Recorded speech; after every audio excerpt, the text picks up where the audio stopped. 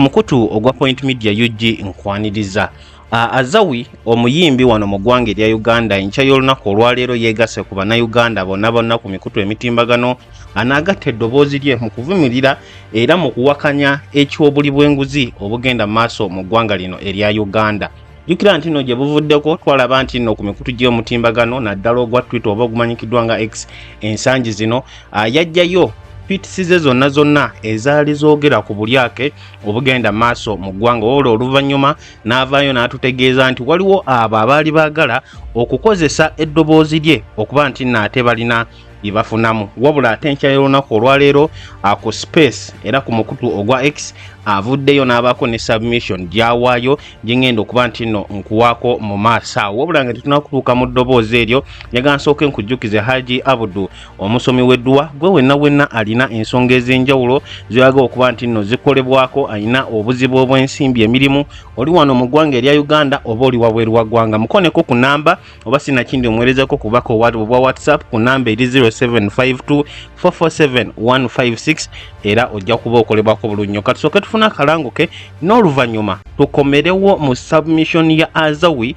ate olwo nno tulyoke tukole analysis awamu tukube tooki ku nsonga ez'enjawulo omukyalo ono zagenze maaso n'okuba nti nno ayogerako.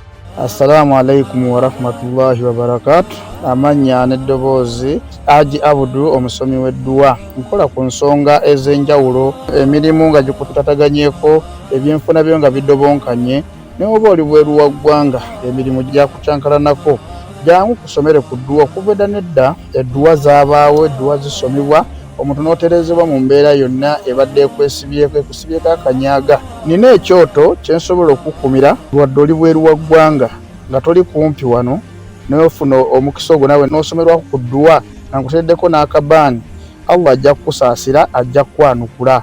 Kuba ku namba yange y'essimu 0752 44 71 56 ne ku WhatsApp kwendi mpereza obubaka sobolo okuyamba. Assalamu alaikum wa rahmatullahi wa barakatuh.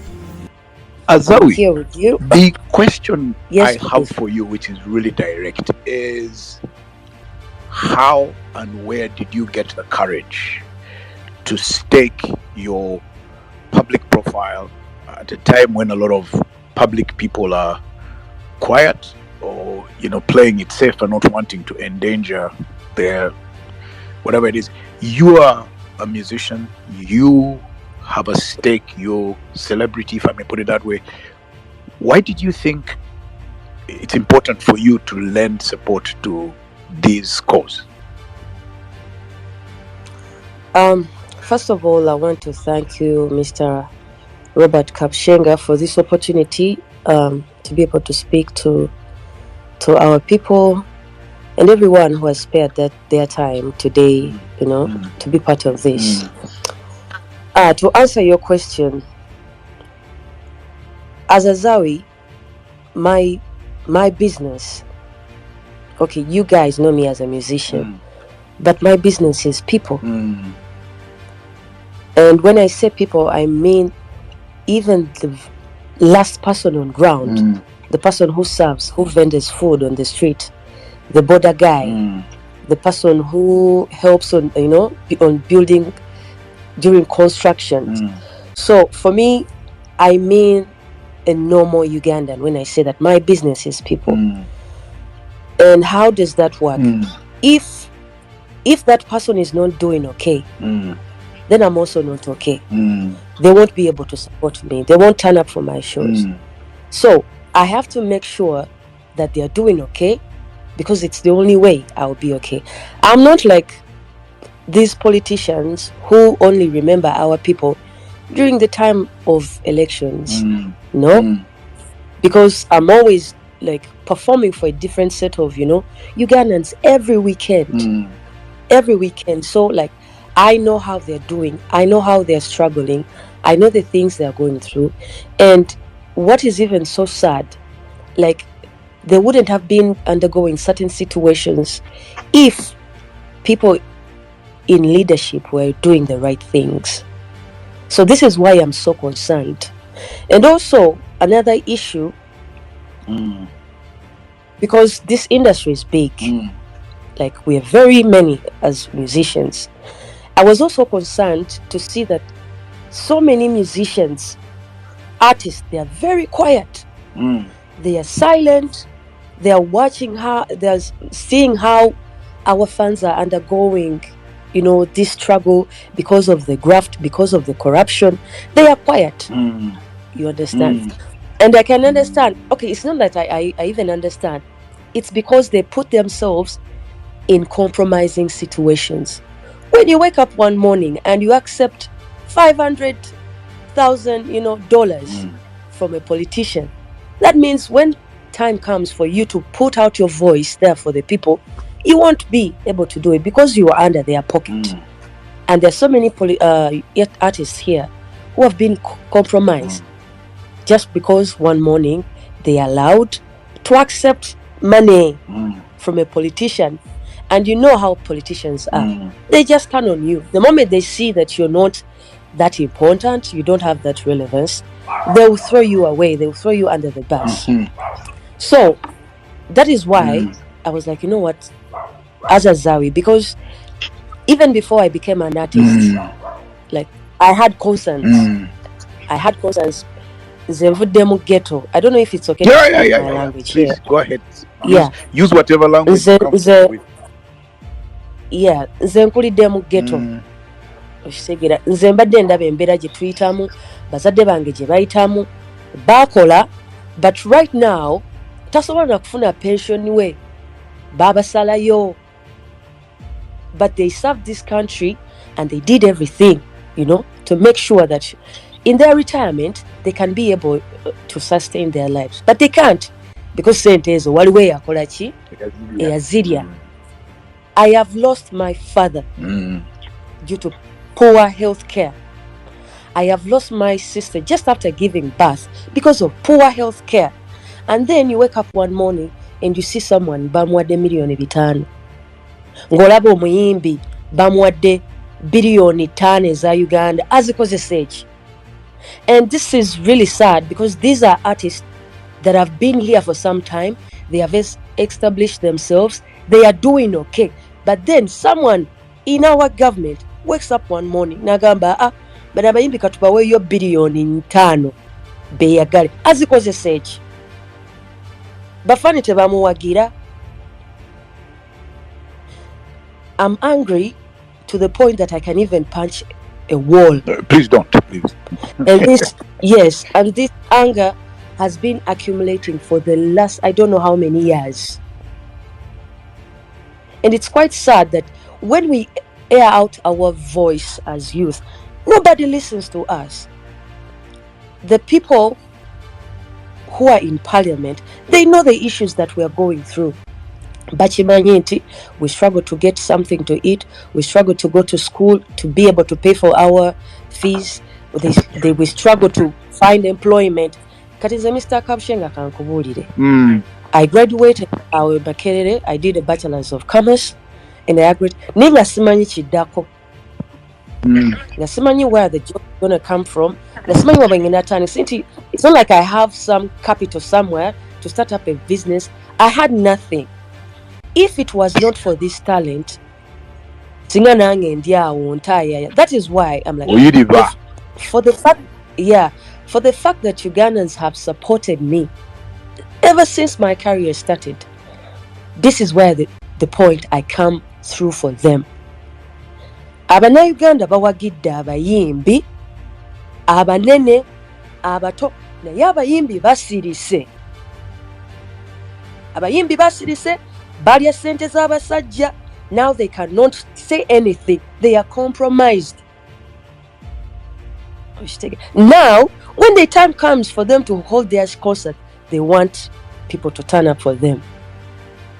Bagala bajje mutuwagire ne beewuuba ne bagenda simanye eyo mu downtown lino omulaba ngaali eyo mu katale simanye nakasero simanya owino asaba buki bantu bajje bagule tickets ze bamulabe n'essaawa zino eno omuyimbi asirise. Abanene kati yatenze bensingano tewali yadde n'omuyimbi n'omu omunene ali mu kwogera. Everyone is quiet, but you want your fans to support you, but you're not doing anything to turn up. You're not using your voice. You're not using your platform to say anything, to put pressure, to press pressure, to create awareness. Wanga kati ekisinga n'okwasa ennaku kiruno otawuliriza okwesanga luli wano ku Twitter okay? It's only happening on X. But when the person on ground doesn't know what is happening. So as an artist, this is where you come out and say, something is really happening in our, in our parliament, or even in so many other institutions of this, of this country. We need to stand up and and say no to this and say stop to corruption. So kati nze kyekisinga okunkwasa ennaku nti abayimbi lwaki musirise. Wow. Eddie lwaki osirise? Bebe lwaki osirise? A million lwaki osirise? Abayimbi bonna abato lwaki musirise? Gravity lwaki osirise? Misaki lwaki osirise? Lutaya lwaki osirise? Ompulira. Wow. Vinka lwaki osirise? Nwaji lwaki osirise? Ngolaba abantu baffe bayita mu mbeera eno bweti. Kikujjako ki? Mukama atuwadde omukisa in this country nti tusobodde naffe okubeerawo. Abantu batuwagidde omuntu sebo. I told you once before, I went to Zombo to perform. I was so astonished by what I saw there. Nasanga omwana nga asitudde amazzi ndowooza oba yali gakufumba oba gaki mukadoma naye nga amazzi makyafu. The water was dirty. Ne tuyita ku poliisi emu nga ofiisa aliwo ndowooza nga oba alina emyaka nga 89 nga tasobola na kuyimirira naye nga yaliwo okukuuma ki eddembe. Ekkubo omanyika pawuda ng'era enkuba bw'etonnya, if it rains there is no way you can come back. But then these people except their little money they came and supported Azawi. So how do I give back, award them back? Or how can I, what can I do to give them back? Award is a wrong word. It's to give back. It's to use my voice. Nogenda owulira nti oli bamwadde miliyoni 4 atava mu constituency yemu eya Zombo naye bina yabiridde abantu tebalina luguudo, tebalina good health care, sente balyandye. Okitegeera kati nze ne neebuuza abayimbi mwe mwagala bafaani bammwe babakolere ki? What do you want the fans to do when you're not standing with them? You're not standing with the people. Nze bwe njogera bagamba akakazi keeyogezaako tamanyi akayingira industry ayina omuliro blah blah blah. I've always been like this. People who know me bamanyi nti I'm a very very very very patriotic person. Bino sibyete, like this is me. When ndaba ekintu nga tekikyamu kigenda maaso, I will speak up. And besides of being just an artist, nange nina business zange ezemba mpambana nene bigaano tambula just because waliwo buno obusonga zino ensonga ya corruption. Of course, at one point I saw our president saying the fight against corruption is an easy one. I'm afraid he should start taking it a serious one because it has been dragging our country behind. It has been affecting our country affecting our country for the last, 38 or even more years. So there has to be some ruthlessness when we are handling this situation. Why is someone who is under investigation or is alleged to be corrupt still in office? If the investigation turns up entirely innocent, then they resume to serve our people. But why are they on payroll? Why are we spending money like that? Where is our country spending like tuli bagagga tenga tuli yala? Gonofuna ne sente zuwa omuyimbi emitwalo 5 aga dola azikozesa eki? Nga fund we talina kyakulya, talina abaana be basomera, talina luguudo lukwatambuliza mali ye. Okitegeera tamanyi, like I know people in Kampala waneno nga bwazuka ku makya esaala yokka ye mutaasa. If that prayer doesn't work, they won't eat. tebajja funa wa kusula. I think it is high time we connect with reality, because I feel like the people who are in parliament or the people who are responsible for this country are very deluded. We are broke. Tuliyala. We are broke. As youth, we are broke. Recently, and the other thing that is actually even hurting me the most, the spaces is andibadde occupied by the youth. Osangamu bantu bakulu. Twalabye waneno ba appointees nsimanya new task force for nsimanya ani artificial intelligence. Abantu bakulu bagenda kukola kyabo. Bagenda tukolera kyabo. What do they understand about internet? Abantu bebazaala, those are not even Gen Z X or they don't even have X, a name. They don't understand our stuff. Maybe bawadde abantu aba abakulu mbu batutegeerere. People abaana bato bali emakerera bali mu kusoma ki? Computer science, software engineering. Tobalabako wabula oli mu kulaba enkanga. Ze bali mu kuwa. Who appoints these people? Who gives them jobs? Baba Jawa. Azawi. Batubulireko. Toseka besa ka. Nakola nti nakuyesesa. Oshitegera. Baba Jawa ani abawa emirimu gyaffe egy'abavubuka. Bagenda tutege. But what do they know about the internet? Ngabana abato obwongo bukolera ku speed one. Webali tebalina mirimu. Ne bajjajja baffe bo bakyali waawo. Okay, this is what I'm saying. Omuvubuka yenna ali eyo. Nyamba buyamba. Sigala ng'oli mulamu. Sigala ng'oli mulamu, because very soon we're going to get a chance to show these people that we can actually serve this country and do good things for this country. Right. Actually, kadakabadi katonda yakesigaliza. Bano baniga singa bali basobola tubako obuto. Sigaba. Okera ku machi yangu n'emyaka 89 ng'omuyayi yakununyemu obuto obwo n'abutwala. Myaka kabadi katonda yakesigaliza ati bakaddi. They don't know what to do. Oh my goodness. Bagenda kuvaawo. And we shall have a chance, to do our things, because they have failed to subsidize us. Internet is very expensive. Tukabye netugamba banange internet mugikendezeeko, like emirimu gyaffe egisinga ddala ffe abali the creative industry gitambulira ku internet. You see how many kids have come up because the internet is there. They have gotten employed. Now they are very skilled in whatever, content creation. Internet is very expensive. We cry this out that telecommunication companies are draining us. But nobody's coming out to work on that. Otekako data wa mitwalo 5. Ndoza babere bagamba muweye ennaku 2. Muzidune. Like buli omu mubbi. Ate baba n'abanaku naye atalina kyakulya bajja ne bakutwalako akako. Okitegera. So who's gonna ani agenda otuyamba? Who's gonna help us? The youth. Who's gonna work on our issues? Ebintu byaffe byangu nnyo.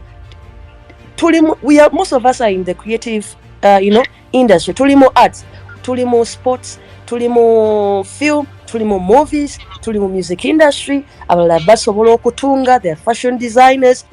But ebyo kati abantu baffe abatukulembera batulabanga byamalidaadi, bo bamanyi bali eri ba engineer. Naye ate ebyo tetulina ssente zikola bintu ebyo. Tetulina ssente zisoma busaawo, like our parents are broke. Singa bali basobola bandituweeredde. But then there is no one there to support us. No, they're doing nothing to our support. Onosonyiwa nyiza okuyombera. Tofaayo kuyomba nja kuleka oyombe. Let me just and please stay around. I want to hear from Jackie. Jackie.